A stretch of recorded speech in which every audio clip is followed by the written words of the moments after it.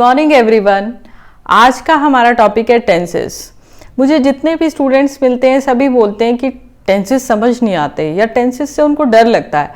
6th class से या आजकल तो 2nd 3rd क्लास से बच्चे टेंसेस पढ़ना शुरू कर देते हैं, बट इवन 10th क्लास के स्टूडेंट्स 12th क्लास के स्टूडेंट्स भी यही बोलते हैं कि टेंसेस समझ में नहीं आते या डर लगता है, या जब अटेम्प्ट करना शुरू करते हैं, स्पेशली जब एप्लीकेशन की बात आती है, जब एग्जाम में जब वो अपीयर होते हैं और उनके सामने फिल इन द ब्लैंक्स आते हैं, अप्लाई करने का टाइम आता है टेंसेस को, तो उनको टेंसेस में प्रॉब्लम आती है।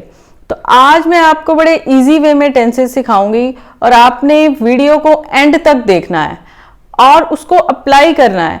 ग्रामर की सिर्फ एक ही इंपॉर्टेंट चीज है कि आप जिस दिन पढ़ें उसी दिन अप्लाई करें, प्रैक्टिस करें, एक्सरसाइज करें।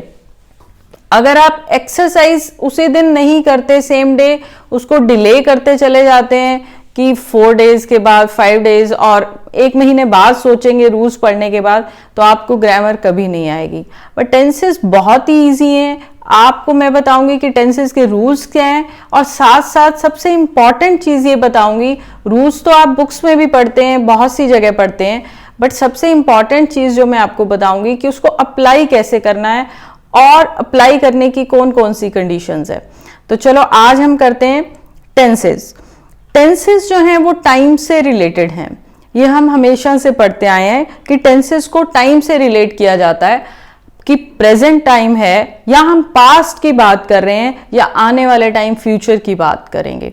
तो ये 3 टाइप्स के सेंटेंसेस है, ये आपको पहले से पता है, प्रेजेंट, पास्ट और फ्यूचर। बट आगे उनके जो पार्ट्स हैं वो कौन कौन से और वो किस बेसिस पे हैं।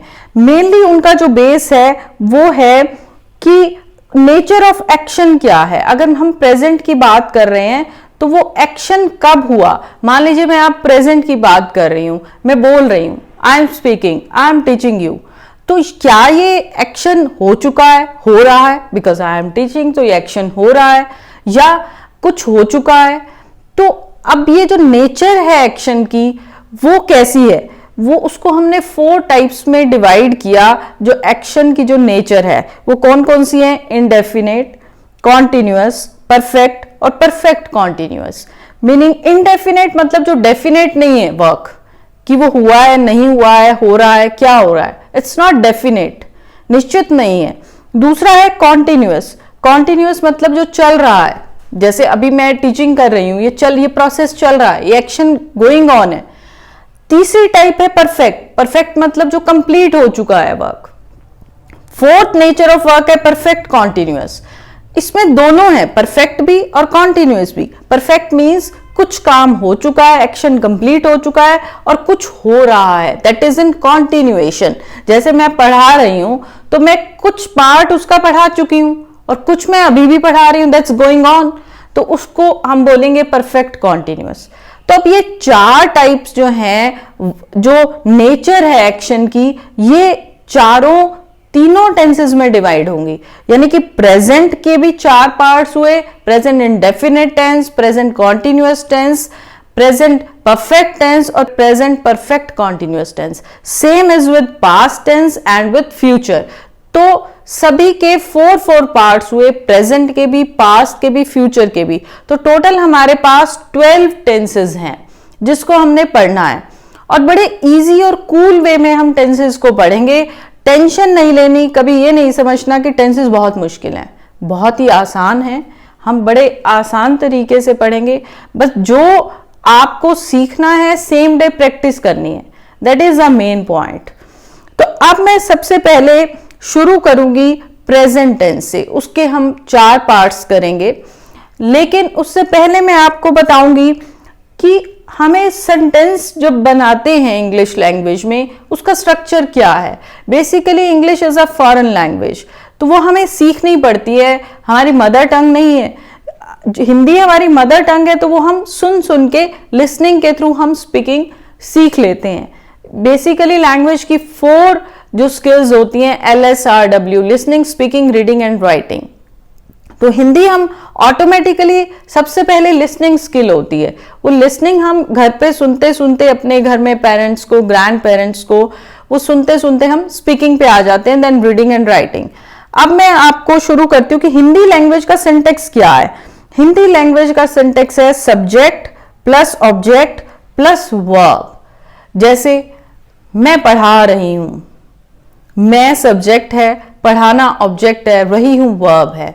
तो subject plus object plus verb, ये सिंटेक्स है। हर लैंग्वेज का अपना एक सिंटेक्स होता है, चाहे वो कंप्यूटर लैंग्वेजेस हैं चाहे या कोई और लैंग्वेजेस हैं, like English, Hindi, Sanskrit, French, German, सबके अपने अपने सिंटेक्स है, स्ट्रक्चर बनाने का तरीका है। तो अब इंग्लिश लैंग्वेज का स्ट्रक्चर क्या है? इंग्लिश लैंग्वेज का स्ट्रक्चर है, सबसे पहले हमें यह समझना होगा, टेंस कोई भी हो ये हमें बाद में देखना है। इंग्लिश लैंग्वेज सीखने के लिए सबसे पहले इंपॉर्टेंट चीज है कि हमें सब्जेक्ट लगाना है, फिर हमें वर्ब लगानी है, फिर हमें ऑब्जेक्ट लगाना है। अब मेन चीज चेंज क्या होगी टेंसेस के बीच में? सिर्फ वर्ब ही चेंज होगी टेंस के हिसाब से कि वो प्रेजेंट है, पास्ट है या फ्यूचर है। फिर उसमें प्रेजेंट का कौन सा पार्ट है, हर पार्ट के हिसाब से कि एक्शन कंप्लीट हुआ, नहीं हुआ, हो रहा है, इनडेफिनेट है या होगा, कैसा होगा, वो एक्शन के ऊपर डिपेंड करेगा कि वो वर्ब कैसे चेंज होगी। तो हमने सीखना क्या है? मेन सिंटेक्स है, सेंटेंस बनाना है, subject plus verb plus object. Verb change होगी, वर्ब कैसे चेंज होगी, कैसी सिचुएशंस में चेंज होती है, सिर्फ यही है जो हमें सीखना है। तो ये है हमारा प्रेजेंट इंडेफिनेट टेंस, या इसका दूसरा नाम है simple present tense. Simple present tense. अब ये जो इनडेफिनेट की बात कही मैंने कि डेफिनेट नहीं है, अब आप जनरली पढ़ते आए होंगे बुक्स में भी और बहुत से टीचर्स ने भी आपको बताया होगा कि जिन वाक्यों के अंत में अगर हम ट्रांसलेशन की बात करें, सबसे पहले तो मैं आपको बताती हूँ कि 2 वेज हैं सीखने के। पहले जब जो एग्जाम पैटर्न होता था उसमें ट्रांसलेशन आया करती थी, कुछ बहुत से एग्जाम्स में अब भी आती है कि हिंदी दी हुई है उसको इंग्लिश में ट्रांसलेट करना है, बट बहुत कम एग्जाम्स में ऐसा होता है। जितने मैक्सिमम कॉम्पिटिटिव एग्जाम्स हैं या बोर्ड एग्जाम्स हैं उनमें जो है फिल इन द ब्लैंक आते हैं और आपको वर्ब की फॉर्म फिल करनी है। तो आपने पहले जो जनरली पढ़ा है उसमें पढ़ा है कि जब हम ट्रांसलेशन करते हैं उस तरीके से पढ़ा है कि जिन वाक्यों के अंत में ता है, ती है, ते है आदि आता है उनको हम प्रेजेंट इंडेफिनेट टेंस या सिंपल प्रेजेंट टेंस कहते हैं। जैसे मैं खाना खाती हूं या मैं पत्र लिखती हूं, मैं पत्र लिखती हूं। तो आप इसको जब ट्रांसलेट करेंगे तो कैसे करेंगे? हम एक तरीका ये सीखते हैं। सबसे पहले मैं आपको इसके बारे में बताऊंगी। इसका सिंटेक्स मैंने आपको बताया था, इंग्लिश लैंग्वेज का सिंटेक्स है subject plus verb plus object. तो चेंज क्या होगा? सिर्फ वर्ब चेंज होगी जो होगी। अब इसमें कौन सी वर्ब लगेगी वो मैं आपको बता रही हूं सिंपल प्रेजेंट टेंस में। और जब आप बहुत से स्टूडेंट्स को मैं ये बताना चाहूंगी, जब भी आप क्वेश्चन के आंसर्स लिखते हैं अगर प्रेजेंट टेंस में पूछा गया है और प्रेजेंट में ही जब आप जवाब देते हैं तो 60 to 70% जो सेंटेंसेस आप लिखते हैं वो सिंपल प्रेजेंट टेंस में लिखते हैं। जैसे मैं अब इसको सिंपल प्रेजेंट टेंस का मैं आपको सिंटेक्स बताती हूं क्या है, स्ट्रक्चर कैसे बनाना है। सब्जेक्ट प्लस वर्ब की फर्स्ट फॉर्म प्लस एस या ईएस प्लस ऑब्जेक्ट। अब इसमें सबसे इंपॉर्टेंट क्या बात है सीखने की, वो ये है कि एस या ईएस कब लगेगा। ये सभी सेंटेंसेस में नहीं लगेगा। एस या ईएस सिर्फ और सिर्फ तभी लगेगा जब सब्जेक्ट थर्ड पर्सन प्रोनाउन हो, थर्ड पर्सन प्रोनाउन हो और सिंगुलर हो। Third person pronoun plus singular, ये कंडीशन है। अब थर्ड पर्सन प्रोनाउन क्या होते हैं, एक तो इसकी डिटेल देखने के लिए आपको नीचे लिंक दिया गया है प्रोनाउंस का पार्ट 1, आप वो वीडियो जरूर देखें कि थर्ड पर्सन प्रोनाउंस कौन से होते हैं। अभी मैं आपको ब्रीफ में बता रही हूं कि प्रोनाउंस जो हैं पर्सनल प्रोनाउन 3 टाइप्स के होते हैं, first person pronoun, second person pronoun और third person pronoun. First person pronouns होते हैं I, my, me, we, our, us. Second person pronouns होते हैं you, yours. Third person pronouns होते हैं he, she, it, they, their, them. तो इसमें मैं बात कर रही हूं थर्ड पर्सन प्रोनाउन। ये अगर आपको नहीं पता है तो आप नीचे दिए गए लिंक में जो प्रोनाउंस का लिंक दिया गया है उसमें आप प्रोनाउंस की डिटेल देखिए। तो ये जो प्रोनाउंस है थर्ड पर्सन प्रोनाउन, मैंने बताया he, she, it, they, their, them. अब इसमें से हमने देखना सिंगुलर कौन कौन से हैं। सिंगुलर है ही है सिंगुलर, शी है, इट है, और ही और शी पर्सन्स ही है नेचुरली, गर्ल और बॉय, मैन और वुमन। तो इनकी जगह हम नेम भी लिख सकते हैं। तो इसका मतलब क्या है कि अगर सब्जेक्ट की जगह पर ही, शी, इट या कोई नाम आए तो वो थर्ड पर्सन प्रोनाउन और सिंगुलर होगा। यानी कि ही, शी, इट या कोई नाम आए तो उसमें आपने वर्ब की फर्स्ट फॉर्म के साथ SEIS लगाना है, अदरवाइज नहीं लगाना है। अभी थोड़ा सा आपको कॉम्प्लिकेटेड लगा होगा पर मैं दोबारा से आपको बताती हूँ, इट्स वेरी इजी, कि अगर अब सिंपल प्रेजेंट टेंस की बात आए जिसके वाक्य में ता है, ती है, ते है आए, तो उसको आप ट्रांसलेट करते हुए सेंटेंस बनाते हुए कैसे बनाएंगे? सब्जेक्ट प्लस वर्ब की फर्स्ट फॉर्म के साथ SEIS प्लस ऑब्जेक्ट। अब वर्ब की फर्स्ट फॉर्म के साथ SEIS तब लगेगा जब सब्जेक्ट कौन कौन से हो, ही, शी, इट या कोई नाम हो। अब मैं आपको एग्जाम्पल्स देके बताती हूं। For example, she writes a letter, वह पत्र लिखती है। इसमें वर्ब की फर्स्ट फॉर्म के साथ S लगाया।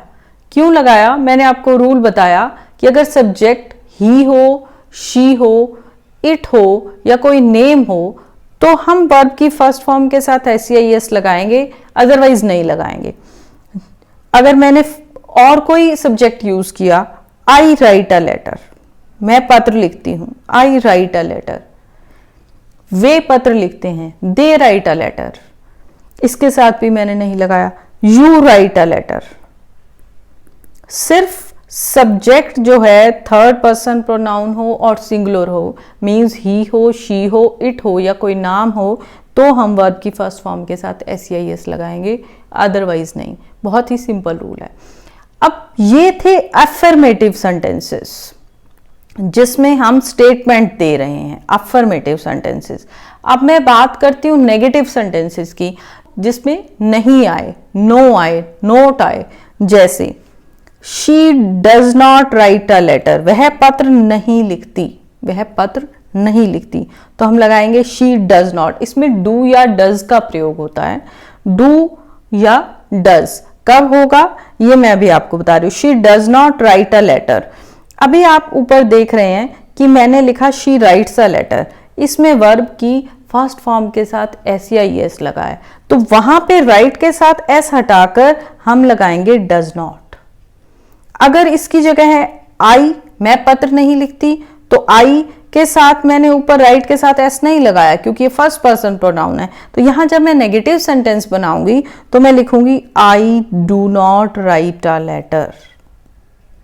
तो यहां वर्ब की फर्स्ट फॉर्म के साथ SEIS तो लगेगा ही नहीं, पहले भी नहीं लगा, लेकिन जिसके साथ लगा होता है वहां पे डज नॉट आ जाएगा और राइट के साथ S हट गया।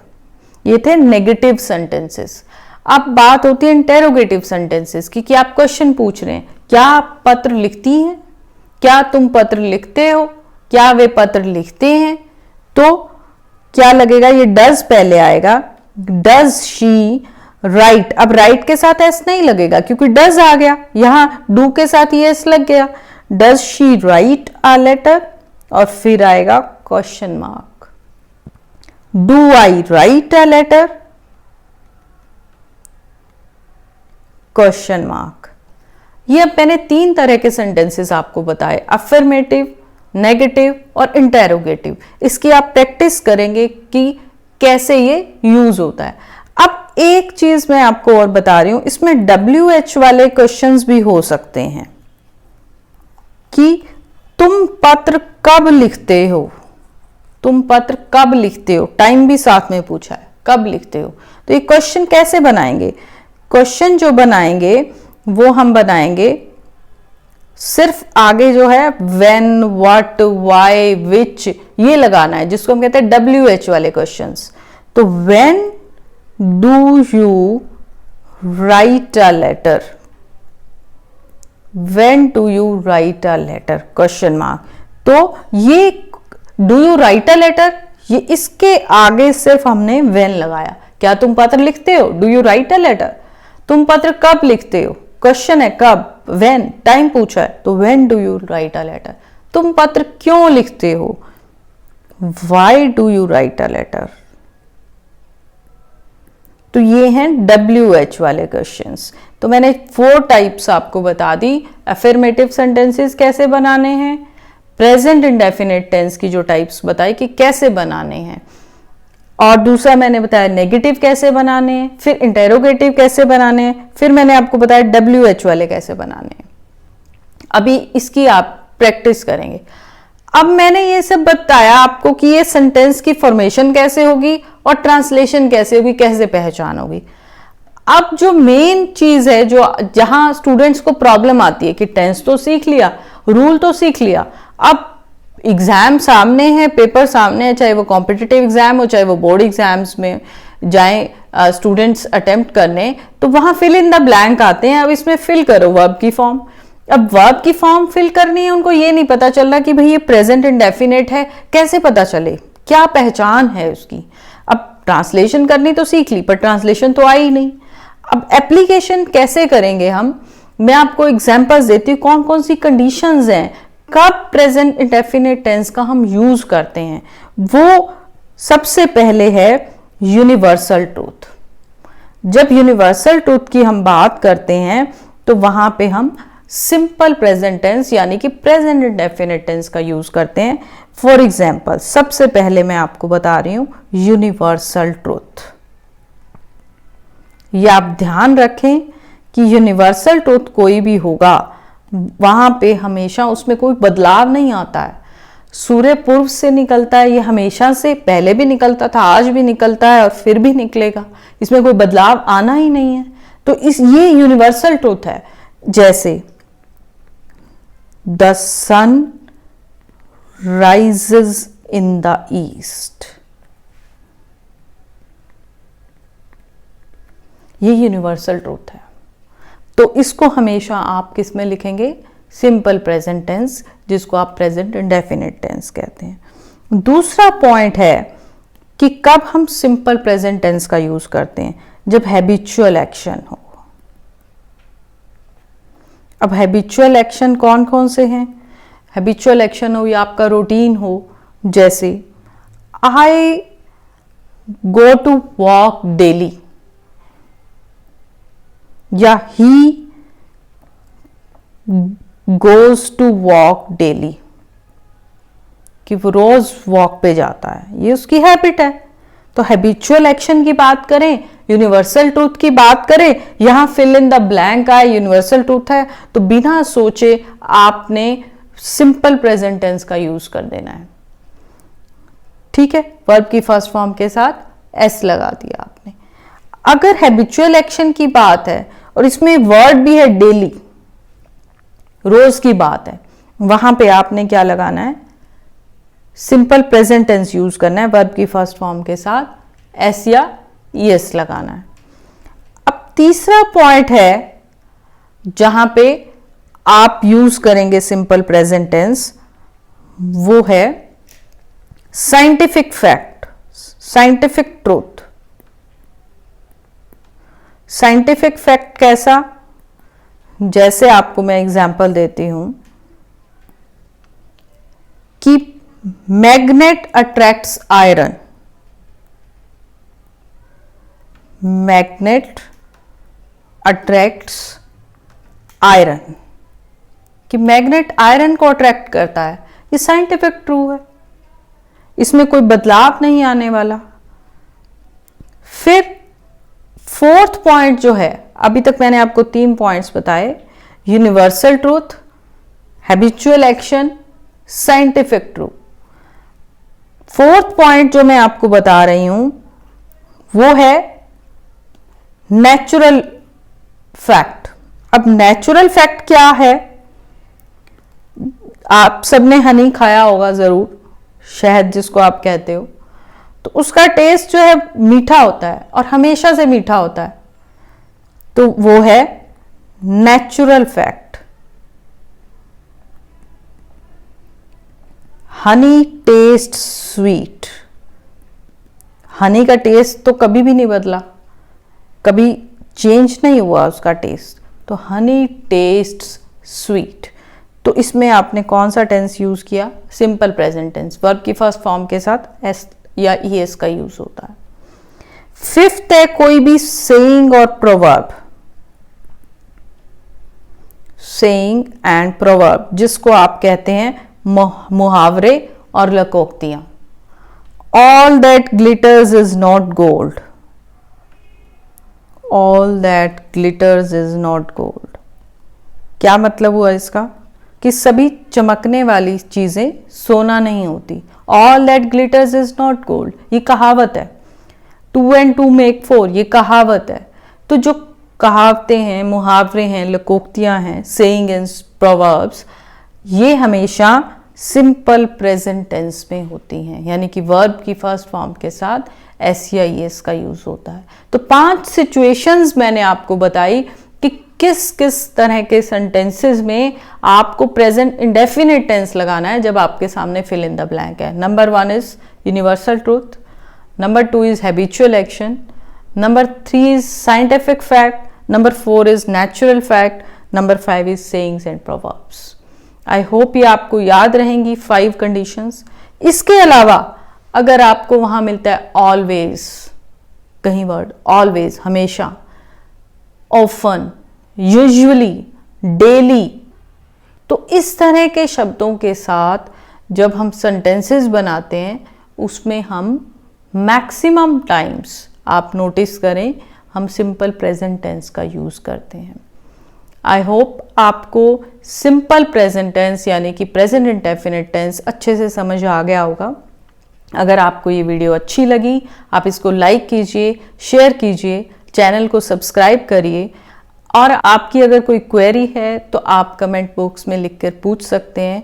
आपको ये वीडियो कैसी लगी आप कमेंट करके मुझे बताइए, और नेक्स्ट वीडियो आप कौन से टॉपिक की चाहते हैं टेंसेस के अलावा, वो भी मुझे लिखकर भेजिए। Thank you so much.